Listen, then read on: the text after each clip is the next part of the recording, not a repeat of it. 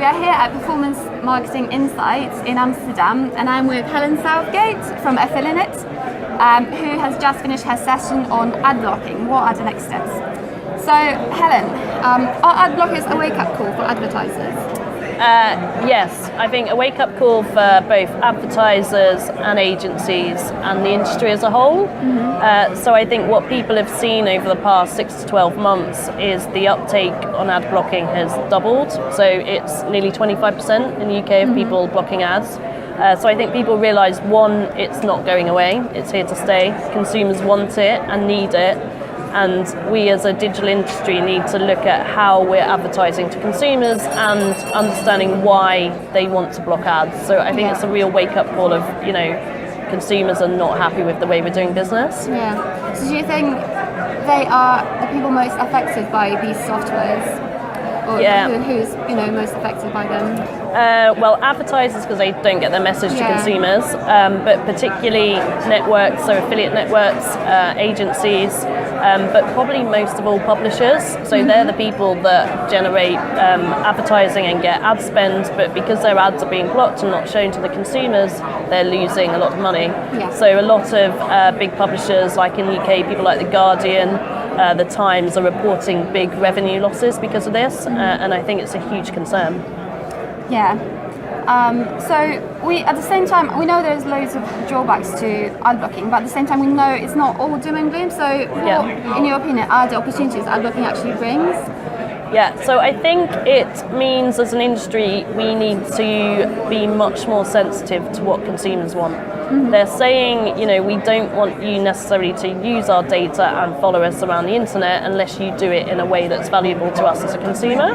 I think that's really important. I also think, working in affiliate marketing opens up opportunities because a lot of the work we do is around content and native advertising. And consumers, I think, feel that isn't as intrusive, and they're much more likely to react better to content advertisement and content that's tailored to them and useful rather than annoying banner ads which pop over your screen. So I think it's a huge opportunity for affiliate marketing in particular. Okay. And what's your stand on the idea of banning ad blockers? I don't think we can ban ad blockers. They're here to stay, consumers want them. The comparison that I made in my session was, ad blockers are a disruptor. Uber is a disruptor, and people have tried to get rid of Uber in a lot of cities, but they're here to stay because consumers want them. Ad blockers exactly the same. So I don't think it's about blocking them, it's about understanding why consumers are using them and trying to fix that problem. Yeah. So on the flip side, what do you think of publishers who block readers who use ad blockers? Yeah, so I understand that, and I think potentially that's the right thing to do, because what the publishers are saying to the consumer is, this content isn't for free. We have to fund it through advertising revenues. We have writers, we have journalists, and I think what they're trying to do is tell the consumer about that value chain and make them understand and make a decision about whether they still want to view the content or whether they potentially want to pay for it.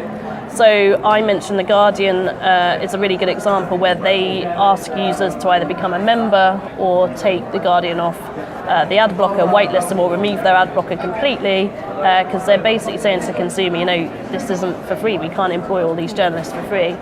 So I understand that, and the IAB also are trying to help publishers and tell them how to do that in the right way, and I guess allow consumers to make the choice. I think that's the important thing. Yeah.